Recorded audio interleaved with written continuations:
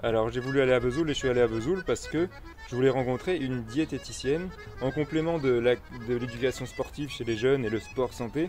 La diététique c'est important et on va en parler, la mettre en regard de la situation sanitaire et voir quels sont les rôles et les fonctions de ce métier. Avec Isabelle qui est diététicienne à proximité de Vesoul. Alors on va y aller parce qu'on veut bien y aller. Tout d'abord, est-ce qu'on pourrait présenter le rôle du diététicien au sein d'un collectif santé, voilà, assez simplement. Alors le diététicien a un rôle incontournable en termes de prévention de la santé et puis aussi au sein de l'éducation nutritionnelle. Ouais. Donc toujours dans un but de santé mais dans un but de poids aussi. Ok. Évidemment, on vit une période assez complexe d'un point de vue sanitaire. Est-ce qu'on remarque un impact du confinement sur la prise de poids, sur la sédentarité et une adaptation par rapport à la nutrition? Alors effectivement, la crise sanitaire a vraiment engendré un climat anxiogène au sein de la population et j'ai pu remarquer beaucoup de demandes de personnes qui ont des troubles du comportement alimentaire avec une prise quand même de poids considérable. Depuis mars 2020, il n'est pas rare que des patients aient pris 10 kilos sur l'année. Ouais. D'accord. Mais justement, vous êtes diététicienne comportementaliste. Oui. Moi, par exemple, je sais qu'en période d'examen, je suis un petit peu perturbé psychologiquement, je mange moins bien. Donc vous, votre rôle, c'est aussi d'adapter les émotions et la manière de manger. Donc effectivement, je travaille beaucoup sur le comportement alimentaire. Je réapprends à mes patients à mieux manger et à mieux se réguler. Effectivement, il y a vraiment 3 axes de travail. Une régulation énergétique. Donc là, c'est tout un travail sur les sensations alimentaires et toutes les quantités qu'on peut manger.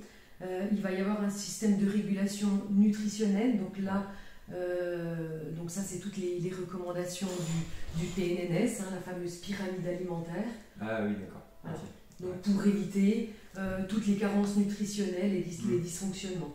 D'ailleurs, je fais en parallèle aussi des bilans de micronutrition parce que c'est aussi important. Et puis, comme vous le disiez, l'émotionnel. Donc là, je dirais, on a toujours régulé nos émotions avec l'alimentation. Ces fameux aliments réconfortants qui sont gras, qui sont sucrés, qui sont salés. Donc en pleine crise sanitaire, les patients ont des envies de manger émotionnelles qu'on arrive à réguler avec un travail. Ok, c'est très intéressant. Okay. Ça marche. Et en matière de prévention, pour le grand public, en diététique, qu'est-ce qu'on préconise, notamment en termes de pyramide?